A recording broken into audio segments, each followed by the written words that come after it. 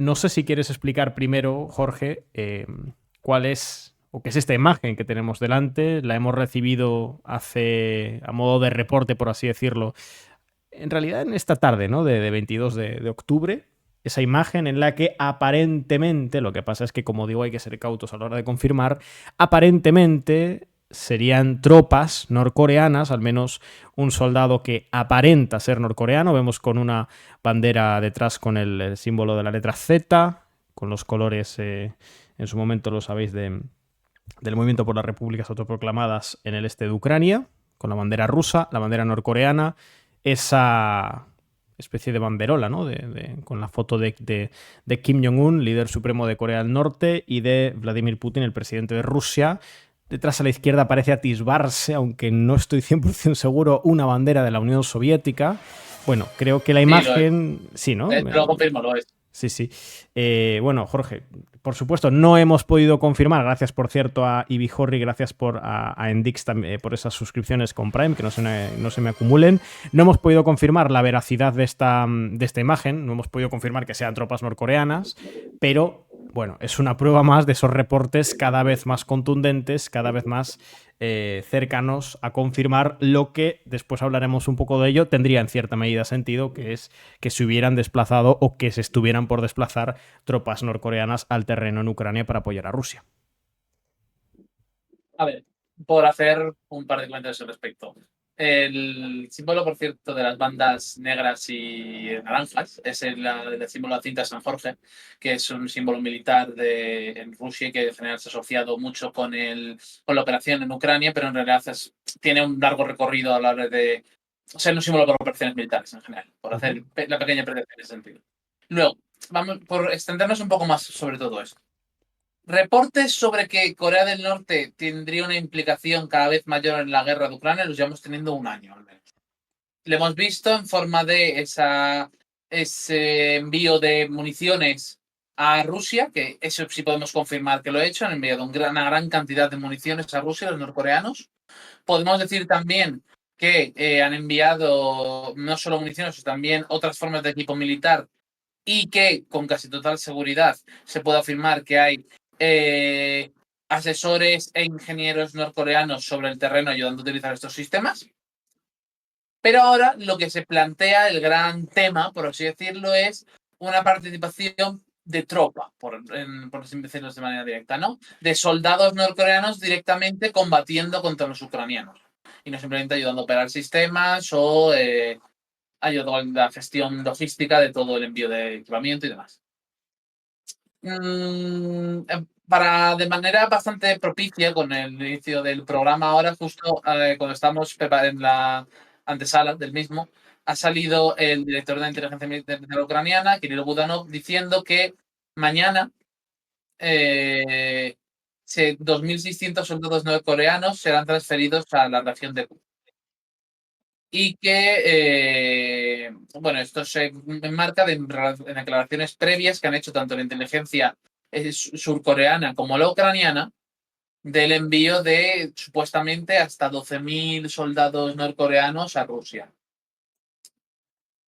Ese envío de tropas, si se diese, bueno, porque es algo que ni Corea del Norte ni Rusia han confirmado que se haga así, ¿vale? No han dicho nada oficialmente. Hay cosas que se han dicho oficialmente, que ahora le daré la palabra a Edu para ese respecto, porque se lo sabe mejor que yo. Pero el envío de tropas es algo que por ahora no se había declarado. Sin embargo, aprovecho a hacer esta apreciación, análisis al respecto. Yo creo que por ahora no tenemos pruebas fehacientes de que sea el caso, pero tendría sentido y habría beneficio para Corea del Norte en el envío de tropas a apoyar a Rusia, que en mi opinión específicamente se produciría sobre todo en la defensa de las regiones rusas y de la frontera internacionalmente reconocida con Ucrania. Porque eso sería mucho más fácil, tanto legal como políticamente, de manejar para ambas partes que si invadiesen territorio ucraniano. Entonces, bueno, pues con esta primera apreciación, Edu, si nos quieres hablar un poco de estos acuerdos que han firmado el último año Corea del Norte y Rusia, que creo que es interesante en el contexto de todo esto. Sí, vamos a ir a eso, porque es un poco el marco, bueno, no exactamente normativo, ¿no? Pero sí que todo esto se enmarca en aquel acuerdo que firmaron hace unos pocos meses entre Kim Jong-un y Vladimir Putin, en aquella cumbre que no era la primera cumbre entre ambos, en cuestión de menos de 12 meses, que se celebró en Pyongyang. Aquella cumbre que nos pilló en cierta medida por sorpresa, más que nada por los tiempos, ¿no? Porque fue como muy apresurada el anuncio, apenas un par de días antes, y bueno, en la que esperábamos algún que otro acuerdo, la firma de algún que otro tratado, de algún que otro comunicado conjunto. Bueno, estábamos esperando qué es lo que salía de aquella cumbre y se cumplieron las expectativas más, bueno, más contundentes, ¿no? Que fue la firma del Tratado de Asociación Estratégica Integral entre Rusia y Corea del Norte, que entre otras muchas cosas, y para simplificarlo mucho, contenía cláusulas de apoyo mutuo, de ayuda mutua, en el caso de que alguno de los dos actores estuviese inmerso en un conflicto bélico, básicamente, así de crudo. Si ese acuerdo realmente, cuando uno lo ponía en perspectiva con la información que teníamos de que Corea del Norte había estado ayudando militarmente a Rusia mediante el envío, por ejemplo, de proyectiles de artillería.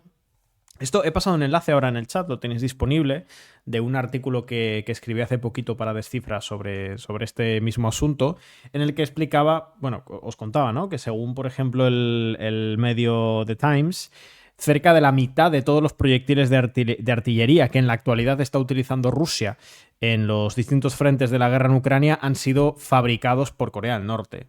Independientemente de si es una cifra tan alta o relativamente inferior, lo que a estas alturas es bastante fácil confirmar es que el apoyo en términos de municiones, proyectiles de artillería, etcétera, por parte de Corea del Norte hacia Rusia está siendo un elemento muy importante por parte de Rusia. Y de hecho, casi como un argumento en dirección contraria, justamente si teníamos alguna duda de que este intercambio, de que este apoyo en términos de municiones de Corea del Norte a Rusia estuviera teniendo lugar, bueno, pues la confirmación nos llegó por el hecho de cómo se ha volcado Rusia en los últimos meses en apoyar a Corea del Norte en todos los ámbitos, que realmente si no hubiera recibido ese apoyo no tendría mucho sentido que Rusia diese un giro de 180 grados en su abordaje de la cuestión norcoreana, porque, a ver, históricamente Rusia prácticamente, o sea, desde la propia década de los 90 había cambiado su enfoque con respecto a la península de Corea, en una línea similar a la que lo había hecho China, reconociendo por supuesto a la República de Corea, Corea del Sur, estableciendo vínculos comerciales, vínculos diplomáticos con ella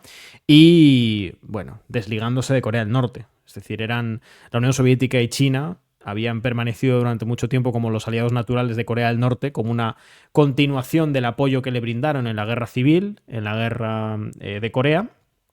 Y a posteriori de la disolución del bloque soviético y las transformaciones internas en China tras el gobierno de Deng Xiaoping, hay un cambio de enfoque por parte de ambos actores en el que Corea del Norte, si bien no pasa a ser un enemigo, si bien no pasa a ser un adversario, pasa a ser un actor con el que sostienen una posición ambivalente. Bueno, eso cambia de manera radical en el año 2023 y 2024 por parte de Rusia, de manera sorpresiva y coincidiendo sospechosamente con los reportes de que Corea del Norte estaba siendo verdaderamente importante en términos de municiones y de proyectiles de artillería para Rusia en el escenario ucraniano. El reflejo más evidente para mí es el cambio de postura por parte de Rusia en el Consejo de Seguridad de las Naciones Unidas. Durante muchos años, Rusia, al igual que China y el resto de actores con poder de veto, y del resto de miembros permanentes en el Consejo de Seguridad de las Naciones Unidas, tanto los que tienen poder de veto como los que no, habían votado sistemáticamente, casi como un mero trámite, a favor de todo aquello que estuviese relacionado con el régimen de sanciones contra Corea del Norte por el desarrollo de sus capacidades nucleares, armamentísticas nucleares. En 2023 a finales, y se sostiene a lo largo del 2024, Rusia cambia radicalmente ese enfoque y, por ejemplo, empieza a utilizar en el Consejo de Seguridad de las Naciones Unidas su propio poder de veto para defender a Corea del Norte. Lo he dicho muchas veces y lo reitero porque es que ilustra este cambio de postura por parte de Rusia. El panel de expertos que supervisaba realmente, lo pongo en pasado ya, todo el régimen de sanciones de las Naciones Unidas contra Corea del Norte ya no existe. Ya no hay panel de expertos que lo supervise porque Rusia utilizó su poder de veto para que el cuerpo de expertos que se dedicaba a ello ya no renovase su tarea. Era algo que se venía votando como un trámite y pues dejó de ocurrir. Y se espera que en las próximas votaciones que vayan surgiendo en el Consejo de Seguridad de las Naciones Unidas al respecto de Corea del Norte, Rusia ya no es que tenga una posición ambivalente de abstención, sino que directamente utilice su poder de veto para defender a Corea del Norte. Entonces, tiene todo el sentido pensar, como dice Jorge, que hay una vinculación muy fuerte de Corea del Norte en la guerra en Ucrania. Y además es que tiene todo el sentido del mundo por parte de Corea del Norte, por responder ahora ya sí a lo que ha ido, a lo que ha planteado Jorge. Corea del Norte había sido durante muchísimo tiempo, o sea, a ver, si había un paradigma en el mundo de Estado paria, probablemente era Corea del Norte. Y la oportunidad de involucrarse con uno de los bandos, con el que para Occidente es el bando malo, pero con uno de los bandos al fin y al cabo, en una guerra en la que está involucrado de manera directa un actor con poder de veto en el Consejo de Seguridad de las Naciones Unidas, ofrecía a Corea del Norte una ventana de oportunidad para consolidarse como un actor destacado en el eje antiestadounidense. Que, bueno, por supuesto, para los actores occidentales o para actores no necesariamente occidentales, pero más o menos bien instalados en el sistema internacional, como los países latinoamericanos, pues no tiene mucho sentido posicionarse con Rusia en el marco de una guerra, porque lo único que vas a conseguir es que los actores occidentales sean reacios a mejorar, profundizar o mantener los lazos, por ejemplo, comerciales que tienen contigo. Pero es que en el caso de Corea del Norte, como ya era un estado absolutamente marginado por la comunidad, no solo por Occidente, también por el resto de actores del eje antiestadounidense en muchos casos, pues así para entendernos rápidamente, o sea, para Corea del Norte era un de perdidos al río, o sea, no tiene nada que perder realmente Corea del Norte por meterse en una guerra con Rusia, por el contrario. Se ha labrado una amistad con un actor que, si bien está en una situación complicada en términos internacionales, sigue siendo un actor con poder de veto en el Consejo de Seguridad de las Naciones Unidas. Y además, y con esto ya termino un poco la introducción, que Corea del Norte participe activamente en la guerra en Ucrania, sean o no ciertos estos reportes, si eventualmente lo termina haciendo, que tendría todo el sentido del mundo, puede llegar a brindar a Corea del Norte, y esto puede ser una parte del acuerdo que tenga con Rusia, puede brindar a Corea del Norte la posibilidad de tener un asiento en las negociaciones de paz cuando lleguen. Y que Corea del Norte pueda plantear exigencias. Y desde luego Corea del Norte tiene bastante margen para plantear exigencias, empezando por todo lo relacionado con el régimen de sanciones. Así que desde luego interés bastante. Ángel, comentarios por tu parte. Sí, yo tomando un poco la perspectiva de Estados Unidos para cómo se ve desde allí y digamos cómo ha ido cambiando de una administración a otra, me parece curioso, ¿no? Precisamente como durante la cima de la hegemonía estadounidense, precisamente no fue ahí Bush hijo el que acuñó la idea del eje del mal, ¿no? Por entonces el eje del mal, ¿no? Pues era Irán, Corea del Norte y no sé si me puedes refrescar la memoria. ¿Siria? Estaba, ¿El eje No, del mal Siria con no. quién? ¿Verdad? estaba Cuba como tal. El eje del mal de Bush, hijo. Bush hijo era Irak, Irán y Corea del Norte. Vale, sí, eso, Irak, claro. Claro. Y bueno, digamos que Estados Unidos por ahí, ¿no? En aquella época, desplegando su estrategia de ese eje del mal, lo que trató precisamente era de convertir a esos países en parias dentro del sistema internacional y poner, bueno, Corea del Norte ha llegado a ser el país con más sanciones del mundo, hasta que llegó la guerra de Ucrania, y entonces lo es Rusia. Pero ahí Estados Unidos desplegó su enorme poder y lo que intentó es precisamente situar a todos esos países en una misma escala, en un mismo lugar y, digamos, hacer un ataque combinado en el frente diplomático, ¿no? contra todos estos países. Y después, precisamente, fue la invasión de Irak y el intento, ¿no? de reorganizar Oriente Medio. En ese momento, Estados Unidos estaba en la cima de su poder, como decía, en un momento hegemónico, y se podía permitir ese tipo de estrategias, ¿no?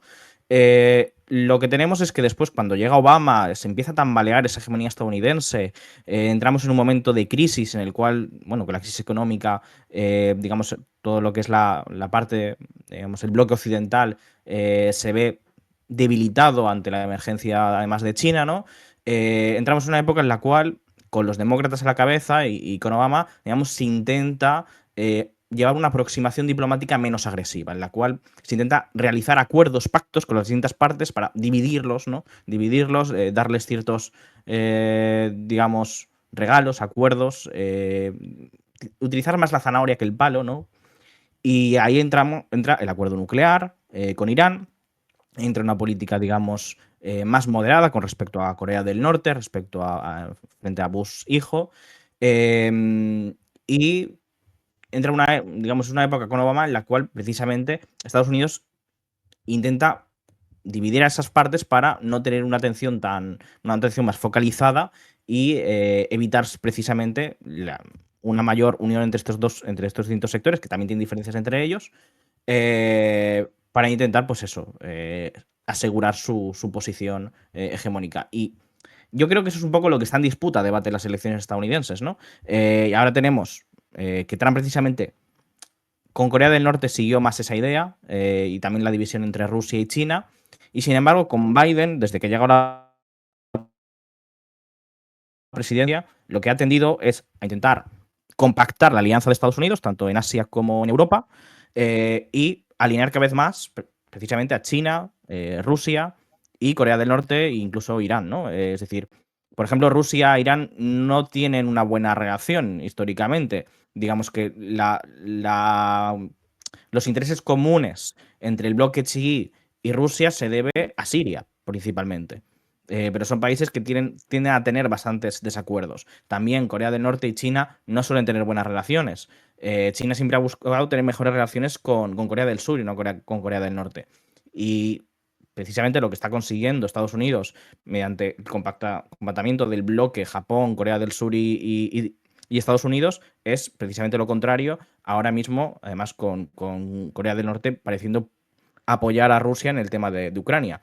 Y precisamente yo creo que el punto decisivo, más allá de esta circunstancia de perder esa hegemonía estadounidense, es la cuestión de que la guerra de Ucrania abre una ventana de oportunidad. Es decir, Rusia ha abandonado la idea de una integración dentro del bloque occidental, ha abandonado la idea de un posible acuerdo de un nuevo sistema de seguridad para digamos, el Atlántico Norte, ¿no? Que eso es lo que quería imponer Estados Unidos, ¿no? La OTAN como único, digamos, compás y tablero de seguridad para Europa. Y eso ha abierto una oportunidad precisamente para Irán y para Corea del Norte hay un bloque alternativo, hay otra posibilidad, y eso precisamente, tanto con China y con Rusia en el Consejo de Seguridad, abre la posibilidad de una ruptura de lo que es el orden de la Segunda Guerra Mundial.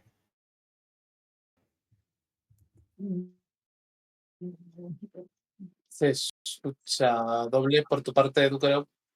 Vale, pues muy brevemente, simplemente por darle un cierre a todo esto, me parece necesario comentar que yo soy algo más escéptico que Edu respecto a que Corea del Norte puede llegar a ganarse un asiento en la mesa respecto al final de Ucrania.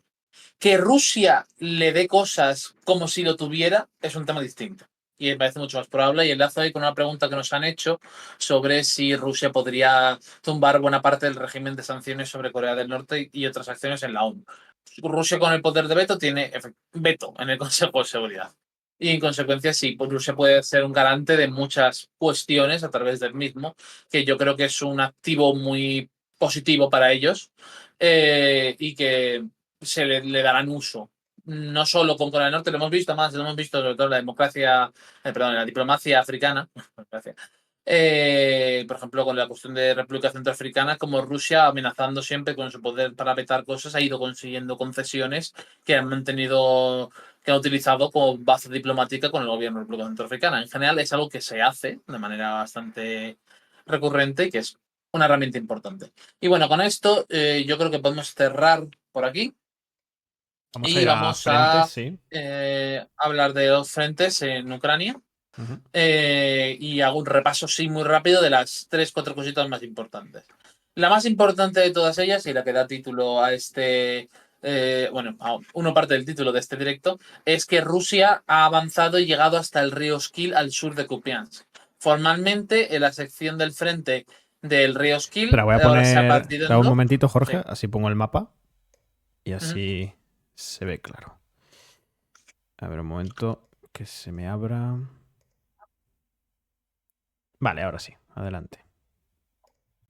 Entonces, las tropas rusas han tomado la mayor parte de la localidad de Krylyakivka y con ello han partido en dos el frente del río Skil, separando lo que podríamos llamar ya el caldero de Kupiansk en el norte de toda la llanura, por así decirlo, del sur. Esta partición es importante, es algo más que los rusos han ido haciendo progresivamente y ha permitido también que los rusos han empezado a hacer ataques más agresivos, podemos decir, en esta zona y que está avanzando también por otros puntos de este frente. En general, la zona del río Skil, si bien no es la más importante ahora mismo, digamos, en número de tropas o en velocidad de los avances de los últimos meses, sí que está teniendo un carácter de una cierta erosión constante en favor de las fuerzas rusas, que me parece, sobre todo ahora que se ha partido en dos formalmente, va a continuar en esta dinámica y seguramente, de hecho, se amplíe. Bueno, luego aparte tenemos los avances que ha habido en torno a Selidove, que está ahora mismo en un caldero, totalmente, esta localidad del sureste de Pokrovsk. Ha sido uno de los pilares que han sostenido la defensa ucraniana en la zona. Y ahora, bueno, las fuerzas rusas han rodeado casi por completo la ciudad y están avanzando nuevamente desde el este de la misma. Y los ucranianos están retirando poco a poco de esta porque la situación no es sostenible para ellos. No pueden mantener las posiciones porque están totalmente rodeados por los están atacando los rusos en 4 direcciones. Técnicamente todavía hay una pequeña carretera que todavía pueden utilizar los ucranianos, pero está bajo fuego directo de los rusos y por lo tanto es muy difícil que lo hagan. Y bueno, después tenemos la zona de Kurakivka al noreste de Kurajovo. Bueno, también podemos hablar del propio Kurajovo, ¿no? Toda esta sección en torno al embalse de Kurajovo, en la zona del río Vovcha, donde tenemos básicamente pues, el avance hacia el propio Kurajovo, que era otro nodo importante logístico para el sureste de Donetsk. Y bueno, pues todas las localidades que están al norte de la misma, que también están en la situación de estar en una suerte de protocaldero, donde los rusos pues están también avanzando desde el fondo del mismo y por los lados. Estas posiciones también son bastante precarias y poco a poco los ucranianos también están retirándose de las mismas. Aparte de estos avances, que son, digamos, los tres más relevantes en este momento, tenemos ligeros avances en Donetsk y creo que no se llegó a comentar, creo que pasó después, perdón, de la última vez que hablamos sobre Ucrania. Hemos tenido también un reforzamiento, por así decirlo, de la cabeza de puente a través del canal del Donetsk al sur de Chasiv Yar. Que esto es importante porque que el hecho de que las tropas rusas ya estén bastante más establecidas al sur de esta localidad implica que tienen mucha más capacidad para presionarla y posteriormente avanzar hasta Kostiantynivka. Aunque primero todo parece indicar que se librará la batalla de Chasiv por sí misma, que bueno, ya lleva en marcha unos meses, pero son todas estas batallas lentas, por así decirlo, de la guerra. Y por último, pero no por ello menos importante, tenemos la situación en Kursk, donde continúan los avances lentos en la contraofensiva rusa para expulsar a los ucranianos de la zona. Según nuestra aproximación, aún quedan unos 500 kilómetros cuadrados controlados por los ucranianos dentro de Kursk. Y enlazándolo con lo anterior, pues es donde se espera, si es que finalmente están allí y participan, que se despliegan las tropas norcoreanas.